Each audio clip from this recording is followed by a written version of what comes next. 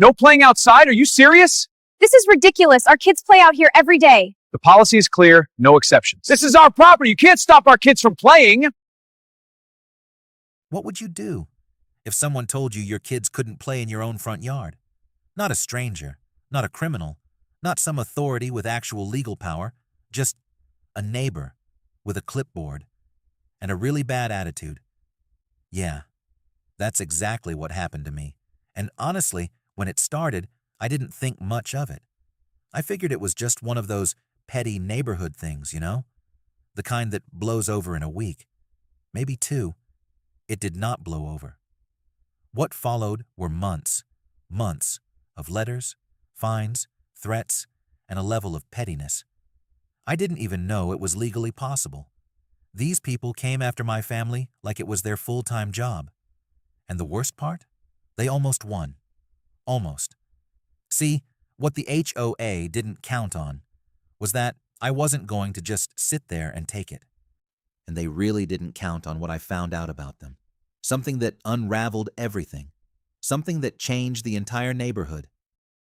But I'm getting ahead of myself, because to really understand how bad this got, you need to know how it started. You need to meet the people behind it.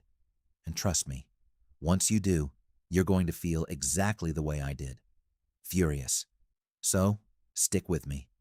Because this story, it goes places I never saw coming, and neither will you. My name is Daniel Mercer. I'm 38 years old, married to my wife, Karen, and we've got 2 kids, Lily, who's 9, and Jake, who's 6. I work as a project manager for a mid-sized construction firm out of Marietta, Georgia. Monday through Friday, early mornings and late nights sometimes. The kind of job where you're constantly putting out fires you didn't start. Ironic, considering what was about to happen at home. We moved into Pinecrest Commons, a quiet, well-kept subdivision just outside of Kennesaw, Georgia, about 3 years before any of this went down. And let me tell you, when we first pulled up to that neighborhood, Karen grabbed my arm and just smiled. You know that look? Is this it? Look? Yeah, that's what she gave me. And honestly, I felt it too. The house was a 4-bedroom colonial, cream-colored siding, dark shutters, and a big oak tree in the front yard that Lily immediately claimed as hers. There was a wide sidewalk that curved through the whole neighborhood, mature trees lining every block, and this real sense of quiet, like the world slowed down the moment you turned off the main road. After years of apartment living and one too many bad landlord situations, it felt like we'd finally made it somewhere solid, somewhere permanent. We weren't rich. We weren't struggling either. We were just a regular family trying to build something. The kind of people who wave to neighbors on morning walks, who bring cookies to new folks moving in, and who show up to the occasional block party and actually have a good time. We liked it there. We genuinely liked it. The neighborhood had an HOA, Pinecrest Commons Homeowners Association, and, yeah, we knew that going in. We signed the documents, read through the CC and Rs, or at least, we thought we did, and didn't think much of it. Every nice subdivision around Kennesaw has an HOA, right? It just kind of comes with the territory. Maintain your lawn, keep your house painted, and don't park boats in the driveway. Fine. Normal stuff. We weren't the type to cause problems, so we figured it'd never really affect us. If only. For the first 2 years, honestly, Pinecrest was everything we hoped for. The kids made friends fast. Lily had a whole little crew, 4 or 5 girls from the street over who'd come knocking on Saturday mornings ready to play. Jake had his buddy Mason from 2 houses down, and those two were inseparable. Bikes, scooters, sidewalk chalk, the front yard was basically a daily gathering spot by midsummer. Karen loved it. I loved it. It felt like the kind of childhood we both wanted our kids to have. We knew our neighbors, most of them anyway. The Hendersons next door were good people, an older couple, kept a beautiful garden, always friendly. The Patels across the street had a daughter Lily's age, and they'd become close with Karen over school pickup and weekend barbecues. Down the block, There were a few younger families like ours, all kind of navigating the same season of life. Busy jobs, growing kids, trying to keep the lawn looking decent enough not to get a letter. And that's the thing. We all kind of joked about the letters. Every now and then, someone on the street would get a notice from the HOA, grass too long, trash bins left out an hour past collection, a basketball hoop parked at the wrong angle. Minor stuff. People grumbled, made the adjustment, and moved on. No big deal. The HOA board itself was fine from a distance. There were 5 members, a treasurer, a secretary, and 3 general board members. I didn't know most of them personally. But the president was a man named Richard Caldwell. Richard was 61, retired, and had lived in Pinecrest Commons since the neighborhood was first developed. He drove a spotless silver Lexus, wore polo shirts tucked into khakis like it was a uniform, and walked with this particular energy that I can only describe as a man who really, really enjoyed being in charge of something. He had silver hair, kept sharp, always wore sunglasses even when it was overcast. The kind of guy who says, "I'm just doing my job," with a smile that tells you he's enjoying it way too much. I'd waved at Richard a few times. We'd exchanged maybe a dozen words total over 2 years. He seemed fine. Formal, but fine. The kind of neighbor you don't really connect with, but don't have any reason to dislike either. That was about to change. It started, and this is almost embarrassing to say out loud, with a sprinkler head.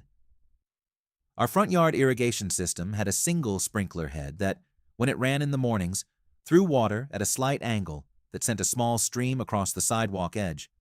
Not flooding, not a hazard. Just a little water on the edge of the concrete for about 20 minutes every other morning before it dried up completely. I didn't even notice it for months. But Richard noticed it. Late one Tuesday afternoon in July, I got home from work, still in my work clothes, and found a white envelope tucked under our front door. Official HOA. I letterhead. I remember standing there in the entryway, loosening my tie, reading it, and sort of laughing at first because I genuinely thought it was a mistake. It was a formal notice of violation. Citing Section 7, subsection C of the Pinecrest Commons Community Guidelines. Something about improper irrigation runoff affecting shared community surfaces. There was a request to resolve the issue within 14 days or face a fine of $150. I had to read that twice. Karen came around the corner, saw my face, and said, "What is it?" I handed her the letter. She read it. And then she looked up at me with this expression that was half confused, half already irritated. We talked about it over dinner, decided it wasn't worth the energy. I'd just adjust the sprinkler head angle on the weekend. Done deal. Not a battle worth having. That was our mindset. Practical, move on, and don't feed into drama.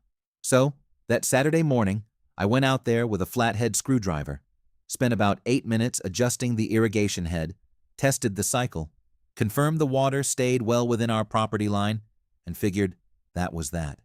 I even took photos, time-stamped, just in case. Looking back now, I think some part of me already sensed something, because I don't usually document a sprinkler fix. But something about that letter, the tone of it, the formality, the speed at which it arrived, something made me want a record. Good thing I did, because the sprinkler was never really the point. Richard Caldwell had noticed us, and once Richard noticed you in Pinecrest Commons, he didn't stop. So the sprinkler was fixed. Documentation saved. Case closed, right? Wrong. 2 weeks later, almost to the day, another white envelope showed up. Same official letterhead, same formal tone. This time it was about our oak tree. Yeah, the oak tree. Lily's tree. According to the letter, several leaves from our front yard oak had been observed accumulating on the shared sidewalk adjacent to our property, and per Section 4, subsection A of the Pinecrest Commons Community Guidelines, homeowners were responsible for ensuring that natural debris from their landscaping did not create visual disorder or pedestrian inconvenience along community walkways. I had to read that twice. Visual disorder. It was October, in Georgia. Every single tree on every single block in the entire subdivision was dropping leaves. Every single one. But somehow, mine was a violation. I remember standing at the kitchen counter, reading that letter, and just letting out this long, slow breath. Karen came around the corner, saw my face, and said, "What is it?" I handed her the letter. She read it. And then she looked up at me with this expression that was half confused, half already irritated. We talked about it over dinner, decided it wasn't worth the energy, not a battle worth having. That was still our mindset. Practical. Move on. Don't feed into drama. But here's the thing about a man like Richard Caldwell. Politeness doesn't disarm him. It just gives him time to reload. November arrived, and with it came letter number 3. This one was about our mailbox post.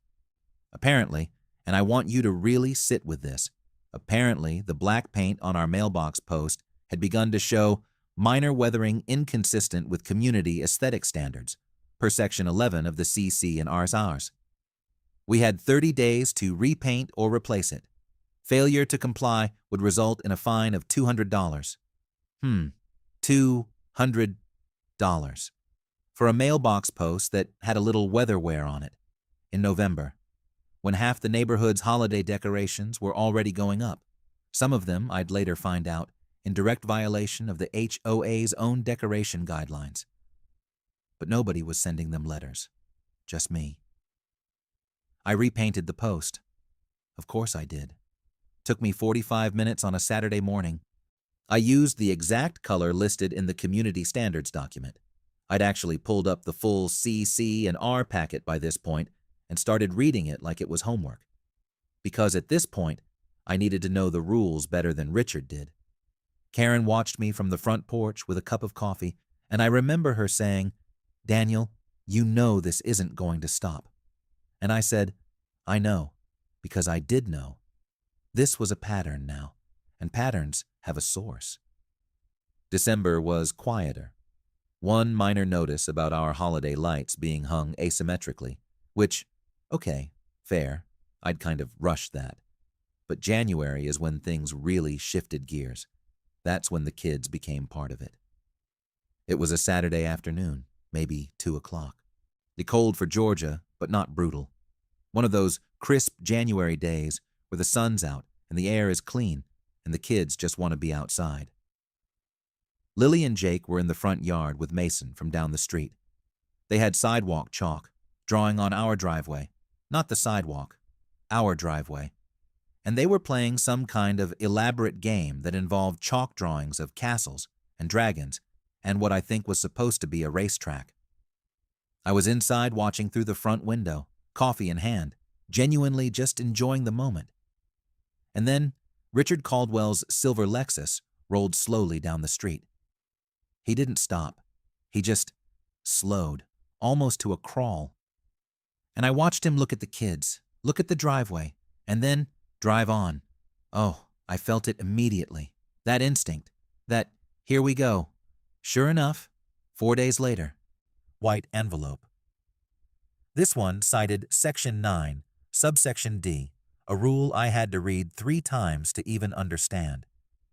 It stated that recreational activities conducted in front-facing property areas visible from community roadways must not create visual clutter or interfere with the aesthetic uniformity of the neighborhood.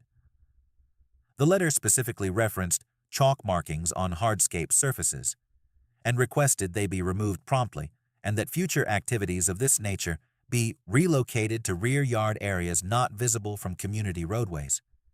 I just sat down, because you know what that meant, right? It meant, take your kids to the backyard, out of sight. Don't let them play where people can see them having fun. Ah, man, that one hit different. It wasn't about a sprinkler anymore. It wasn't about leaves or mailbox paint. And this man had looked out his car window at 2 little kids drawing chalk dragons on their own driveway and decided that was a problem. I called my neighbor Dave Henderson that evening, told him what was going on. Dave had been in Pinecrest for 12 years. He knew Richard, knew the board, knew the history. And when I finished talking, there was this pause on the line. Then Dave said, "Daniel, you're not the first. You're just the first one who's pushed back." Wait, what? He told me about a family 3 streets over, the Nguyens, who'd moved out 2 summers ago. Young couple, first home, 2 toddlers. They'd received so many HOA notices in their first year that they'd eventually just sold the house and left. Dave said everyone in the neighborhood knew Richard had driven that campaign, but nobody had ever confronted him about it. Nobody had ever fought back. I asked Dave why. He was quiet for a second. Then he said, "Because most people just want peace, Daniel. They don't want the fight." Yeah, I understood that. I really did. But here's the thing. I'd been doing construction project management for over a decade. I knew what it looked like when someone was trying to run you off a job, and I knew that backing down didn't make it stop. It just made it easier for them next time. So, I made a decision that night. I was going to fight this. Not emotionally, not reactively, strategically. I started keeping a formal log. Every letter, every date received, every action I took in response. I cross-referenced each violation notice against the actual CC&R documents, checking whether the cited sections actually said what Richard claimed they said. And that's when I started finding something interesting. Some of them didn't. The chalk violation, for example, Section 9, subsection D. When I pulled up the actual CC&R document, subsection D was about fence height regulations. It said nothing about chalk, recreational activities, or visual clutter. Richard had either misread the document or, more likely, was citing rules that simply didn't exist in the form he was presenting them. That was a problem for him. A big one. I also started paying closer attention to the neighborhood around me, really paying attention, and what I saw was revealing. The house 2 doors down had a basketball hoop in the driveway. No notice. The family on the corner had a rusted garden fixture sitting in their front flower bed that had to violate something in the aesthetic standards. No notice. My next-door neighbor, Dave, had a section of fence that was visibly leaning, had been for at least a year. No notice. But I adjusted a sprinkler. Noticed. I had leaves under my oak tree. Noticed. My kids drew chalk on their own driveway. Noticed. It was selective enforcement. Deliberate, targeted, and, I was starting to suspect, possibly illegal. February brought 2 more letters. One about our garbage bins being left at the curb 2 hours past the collection window. I'd been stuck in traffic coming home from a site visit and genuinely forgot. And one about a small patch of our front lawn that had gone brown through the winter, which the HOA deemed a violation of landscaping maintenance standards. The brown lawn one almost made me laugh. It was February. In Georgia, things go brown in February. And that's just biology. But the fines were adding up. Between the warnings and the actual assessed fines, we were now looking at nearly $600 in accumulated HOA charges. Not bankrupting, but not nothing either.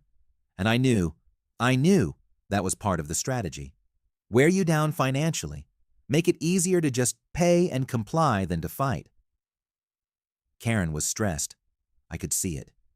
She'd started tensing up whenever the mail came. Lily had picked up on the vibe, kids always do, and had started asking why she couldn't play in the front yard anymore. And Jake, bless him, just kept asking if we were going to have to move. That question from a 6-year-old hit me somewhere deep. We were not moving. I contacted a local attorney, a woman named Patricia Osei, who specialized in property and HOA law out of Marietta. I laid out everything. The letters, the dates, the misquoted CC and R sections, the pattern of selective enforcement, the documented photos. She listened carefully and then said something that I wrote down immediately. She said, What you're describing could constitute targeted harassment under Georgia HOA law. And if the board is misrepresenting the CC and Rs in official notices, that's a serious problem for them. She agreed to review the full case file. And then, right in the middle of all this, something happened that I did not see coming. Richard Caldwell knocked on my front door. No letter, no envelope, just him, in person.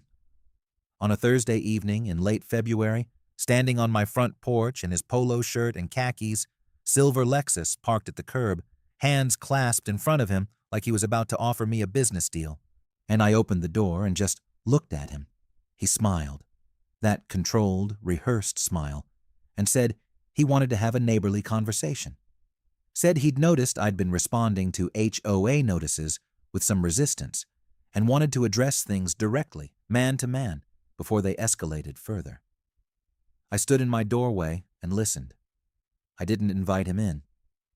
He talked for maybe 3 minutes, told me that Pinecrest Commons had a standard of excellence that all residents had agreed to uphold, that the HOA was simply doing its job, that he hoped I understood none of this was personal. And then he said, and this is the part I'll never forget, he said that families with young children sometimes struggled to adapt to the expectations of a community like Pinecrest, and that perhaps we might be happier somewhere else. There it was, not hidden, not coded, just said to my face, on my front porch. I looked at him for a long moment, and then I said, very calmly, "Thank you for stopping by, Richard. My attorney will be in touch." His smile didn't disappear, but something behind his eyes shifted. He nodded once, walked back to his Lexus, drove away. I closed the door, leaned against it, and exhaled. Yeah, he'd just made this a whole lot easier for me, because now I had a witness to that conversation. Karen had been standing 6 feet behind me the entire time. The Monday after Richard showed up at my door, I called Patricia Osei first thing in the morning. I told her everything, word for word. The comment about families with young children, the suggestion that we might be happier somewhere else. Karen standing behind me, all of it. Patricia was quiet for a second. Then she said, "Daniel, I need you to write that down. Today, every word you remember, date it, sign it, and email it to me so we have a time-stamped record. Done." She also told me something that morning that fundamentally changed how I was looking at this entire situation. She said that under Georgia law, specifically the Georgia Property Owners Association Act, HOA boards are required to enforce their covenants uniformly. Selective enforcement, targeting one homeowner while ignoring identical or worse violations by others, isn't just unfair. It can be legally actionable. And if we could document it clearly enough, we had real leverage. Real leverage. I want you to understand what that felt like after months of white envelopes and fines and watching my 6-year-old ask if we had to move. Leverage felt like oxygen. Patricia laid out a 2-part strategy. First, we'd send a formal legal letter to the HOA board, all 5 members, not just Richard, putting them on notice that we were aware of the selective enforcement pattern, that we had documented evidence, and that any further violation notices issued to our property would be reviewed for legal compliance before any response or payment was made. Second, we'd file a formal complaint with the Georgia Real Estate Commission, which oversees HOA conduct in the state. We also discussed Richard's front porch visit. Patricia said that if his comment about us being happier somewhere else could be construed as an attempt to pressure us into leaving the community, which, let's be honest, it absolutely was. Combined with the pattern of targeted enforcement, we might be looking at a harassment claim. Yeah. Richard had walked right into that one himself. The legal letter went out on a Wednesday, certified mail to every board member. I also hand-delivered a copy to the HOA's registered address and kept delivery confirmation receipts for everything. For 2 weeks after that letter went out, silence. No envelopes, no notices, no silver Lexus rolling slowly past my house. Honestly? And the silence was almost louder than the letters, because I knew it didn't mean it was over. It meant Richard was regrouping, thinking, deciding his next move. And then the annual HOA meeting was announced. Every year in March, Pinecrest Commons held its general homeowners meeting. All residents were invited. It was technically open to anyone in the community. Board members presented updates, reviewed the budget, discussed any proposed rule changes, and opened the floor for homeowner questions. Most years, according to Dave Henderson, maybe 15 or 20 people showed up. It was usually pretty uneventful. People asked about street lighting or speed bumps and went home. This year was going to be different. Patricia advised me to attend. Bring documentation. Be calm. Be professional. And be prepared to speak during the open floor period. She also told me to invite any neighbors who had experienced similar treatment, not to create a mob scene, but to demonstrate that this wasn't an isolated complaint. I talked to Dave Henderson. He was in. I reached out to a couple of other neighbors I'd gotten to know through all of this. Marcus and Diane Webb, who'd received 3 notices in the past year about their fence stain color being off-tone, and the Okafor family on the next street over, who'd been fined for having a portable basketball hoop visible from the road. All of them had assumed they were alone. All of them were surprised to learn they weren't. Nobody had ever compared notes before. Nobody had ever lined it all up and looked at it together. When we did, when we sat around Marcus and Diane's kitchen table one Saturday afternoon and spread everything out, the pattern was undeniable. Every family targeted by enforcement actions in the past 18 months shared 2 things in common. They were all relatively new to the neighborhood. None of them had been there longer than 4 years. And none of them were the same demographic as the older, longer-established residents who seemed to receive no enforcement attention at all. I'm going to let you sit with that for a second, because that's when this stopped being just about a sprinkler head. That's when I understood the full shape of what Richard Caldwell had been doing in Pinecrest Commons, maybe for years, and why the Nguyens had eventually just packed up and left. I called Patricia that evening. She said, "Bring everything to the meeting, Daniel. Every document, every photo, every timeline, and make sure your neighbors bring theirs." The meeting was scheduled for the 3rd Thursday of March, 7 o'clock. The Pinecrest Commons clubhouse, a decent-sized room attached to the community pool facility, folding chairs, a small raised platform at the front where the board sat at a long table. I got there at 6:30. The room was already more crowded than usual. Word had gotten around, not through any campaign of mine, just through neighbors talking to neighbors the way they do when something's in the air. By 7 o'clock, there had to be 50, maybe 55 people in that room. I heard later that in the 12 years Dave Henderson had been attending these meetings, he'd never seen more than 25. Richard Caldwell walked in at 6:58. I watched him scan the room, watched the slight hesitation when he registered the crowd. He composed himself quickly, that polo shirt professionalism snapping back into place, and took his seat at the head of the board table. He didn't look at me directly, but he knew exactly where I was sitting. The meeting opened with the standard formalities: budget review, maintenance updates, a proposal about repainting the community entrance sign. The board secretary read through routine items in that flat, administrative tone that makes you feel like you're sitting through a corporate orientation video. And then, open floor. Richard announced it with the practiced confidence of a man who had run these meetings for years and expected them to go exactly the way he planned them. He would not get that tonight. A woman named Gloria Tran stood up first. She lived on the east side of the neighborhood, had been there about 2 years. She'd received 4 enforcement notices in the past year, including one about wind chimes on her back porch that were allegedly audibly intrusive to neighboring properties. Her back porch. Wind chimes. She'd never been contacted by the neighbor who supposedly complained. She'd just gotten the letter. The room murmured. Then Marcus Webb stood up, laid out the fence stain situation, showed the board and the room photos of his fence alongside 3 other properties in the neighborhood with nearly identical or worse staining. No notices issued to any of them. His had generated 2 warning letters and a $150 fine.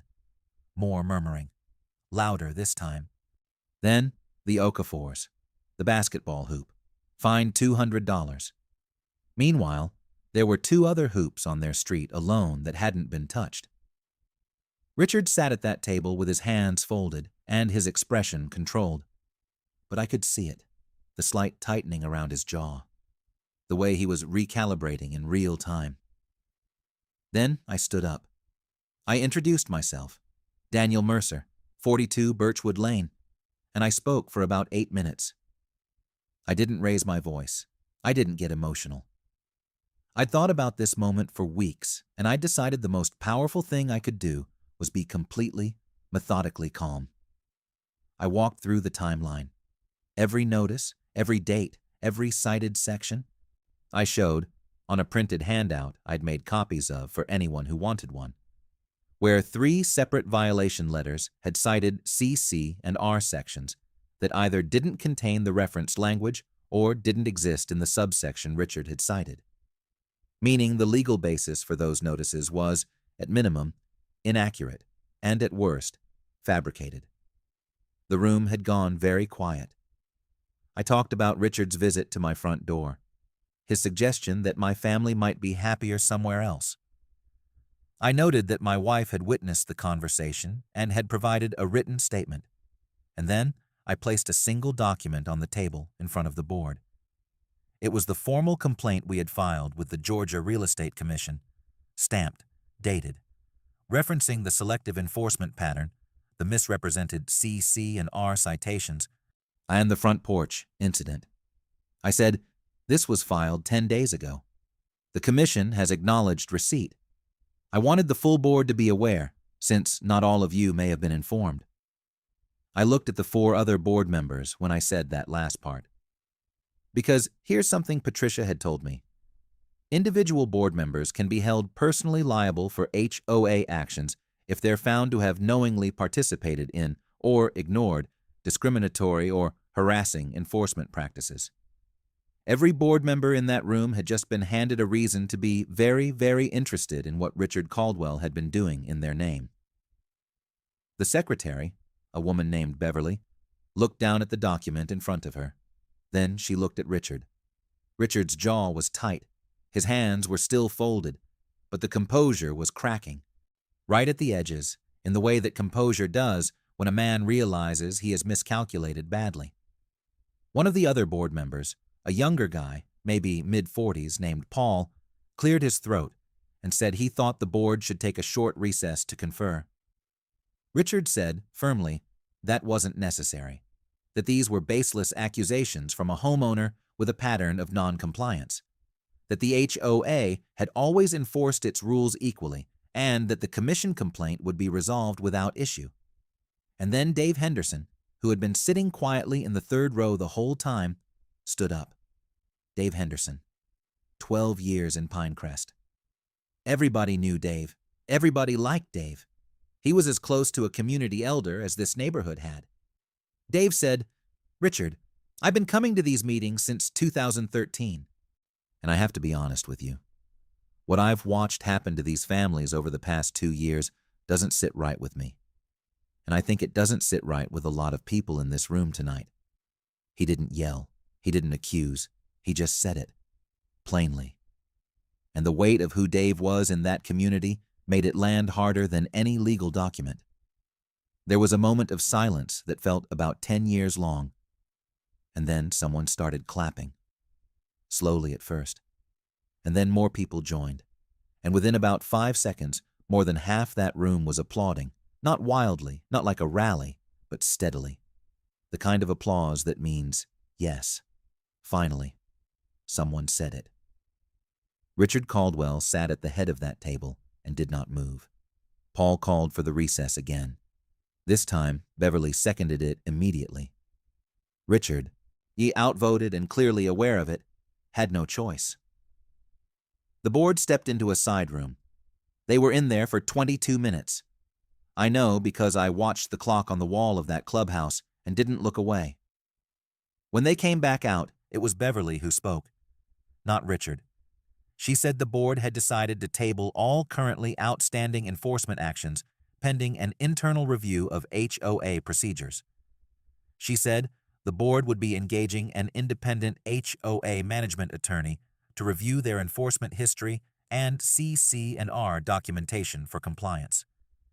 She said any homeowners with outstanding fines related to notices that were currently under dispute would be contacted individually. She said all of this clearly and professionally, and she did not look at Richard once while she said it. Richard sat at the end of the table. He still, hands still folded, that silver hair, that polo shirt, that face that was working very hard to show nothing. But here's the thing about a man like Richard Caldwell. He couldn't let it go completely, even then. Even in that moment when any reasonable person would have recognized the game was up and stayed quiet. He couldn't do it. He leaned into the microphone and said, measured and controlled, that he wanted the record to reflect that the board stood by its enforcement history and that the claims made this evening were the product of homeowners who had, quote, chosen not to understand the responsibilities of living in a covenant community. The room shifted. You could feel it. And that one sentence, that inability to back down even when backing down was the only smart move, told everyone in that room exactly who Richard Caldwell was. Gloria Tran, still standing near her seat, said quietly, and there it is. A few people laughed, not meanly, just recognizingly. I didn't say anything. I just sat down, folded my papers, and put them back in my folder. Because I didn't need to say anything else. Patricia had also told me, what happens after a confrontation like this is often more important than the confrontation itself. The formal complaint was already filed. The Georgia Real Estate Commission would conduct their review regardless of what happened in that meeting room. The board members who'd just voted to table enforcement and bring in outside counsel had, in doing so, implicitly acknowledged that something needed to be reviewed. That acknowledgement was going to matter. And Richard's comment, the one about homeowners who chose not to understand their responsibilities, I wrote that down in my notes the moment I got to my car, with the time, the date, and the names of the 50-plus people who heard it, because a man who can't stop talking when he should stay silent has a habit of giving you exactly what you need. I sat in my car in the Pinecrest Commons parking lot for a few minutes after that, just quiet. Karen had stayed home with the kids, and I'd promised to call her right after. I picked up the phone, and she answered on the first ring. She said, "How did it go?" And I said, "I think we just changed something tonight." She was quiet for a second. Then, "Are you okay?" And yeah. For the first time in months, I actually was. I started the car, pulled out of the parking lot, and as I turned onto the main road, I noticed, in my rearview mirror, Richard's silver Lexus still sitting in the lot. Just parked there. Nobody in it yet. Even then, I almost felt something close to sympathy. Almost. The image of a man sitting alone in a parking lot after the room he'd controlled for years had turned against him. That's not a triumphant image. That's a lonely one. But then I thought about Jake asking if we had to move, and I drove home. The weeks after that meeting moved differently. Not fast, not dramatic, just differently. Like the air pressure in the neighborhood had shifted somehow. Like everyone was exhaling at the same time after holding their breath for way too long. The independent attorney the board brought in, a firm out of Atlanta that specialized in community association law, completed their review about 6 weeks later. The findings weren't made fully public, but what came through official board communication to all residents was enough. Several enforcement notices issued over the prior 2 years were found to have cited CC and R provisions, either inaccurately or without sufficient basis.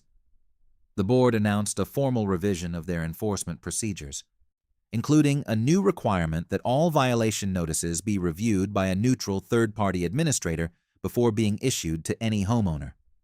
Every outstanding fine tied to a disputed notice, including every single charge against our property, was formally waived. $600. Gone. Yeah. The Georgia Real Estate Commission review took a bit longer. But 3 months after we filed, we received written confirmation that the complaint had been substantiated in part, specifically regarding the pattern of selective enforcement. The board was issued a formal corrective action directive requiring documented proof of uniform enforcement practices going forward, subject to periodic review. That directive, by the way, it's public record. Anyone can look it up. But here's the part that probably matters most. Richard Caldwell resigned from the HOA board 6 weeks after the meeting. No announcement, no statement, no explanation given to the community at large. His name just quietly disappeared from the board roster that was updated on the community website. Beverly was elected interim president at a special board session. Dave Henderson told me later that the vote wasn't close. I'm not going to pretend I felt nothing when I heard that. I'm human. There was a moment of real deep satisfaction. Not because I wanted to destroy the man, I didn't, but because it meant the thing he'd built, that quiet system of pressure and intimidation, was done. And the people who'd been on the receiving end of it could finally just live in their homes without flinching every time the mail arrived. Gloria got to keep her wind chimes. DeMarcus repainted his fence the color he wanted. The Okafor's kids play basketball in their driveway on weekends, and nobody sends a letter about it. And Lily? Lily drew an entire chalk city on our driveway the first warm Saturday after all of this wrapped up. Dragons, castles, a racetrack, a chalk ocean with chalk whales in it. Jake added what he called a lava volcano in the corner that honestly looked more like a melting ice cream cone, but the effort was there. I stood on my front porch and watched them and didn't take a single photo for documentation purposes. I just watched. Karen brought me a coffee, stood next to me, and didn't say anything for a while. Then she said, "This is what we moved here for." Yeah, it was. Now look, I want to be real with you before we close this out, because I think there's something important here that goes beyond the story. What happened in Pinecrest Commons wasn't unique, not even close. Across this country, there are thousands of HOA communities where power gets quietly concentrated in the hands of 1 or 2 people who've been there long enough to stop seeing neighbors as neighbors and start seeing them as variables to be managed.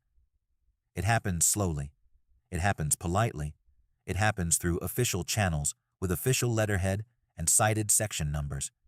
And that formality makes it feel legitimate even when it isn't. Most people don't fight it, and I understand why.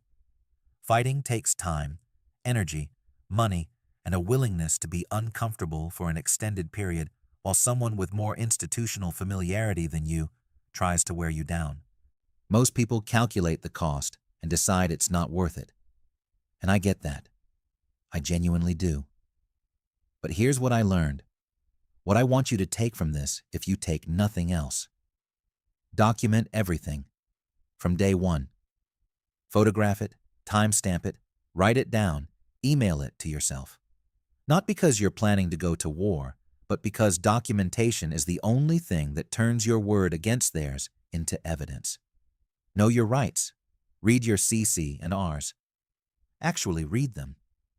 Because the people who abuse HOA power almost always count on you not knowing the rules as well as they pretend to. Find your neighbors. Because isolation is how this works. The moment we compared notes, the moment we saw the full pattern, everything changed. We didn't leave Pinecrest Commons. We didn't let someone else's pettiness take our home from us. And today, honestly, it's a better neighborhood than it was before any of this started. Because something got surfaced that had been buried for years, and once it was in the light, it couldn't go back. So, if you're sitting somewhere right now dealing with your own version of this, your own Richard, your own stack of white envelopes, your own kids asking if you have to move, I just want you to know, you don't have to just take it, and you don't have to do it alone.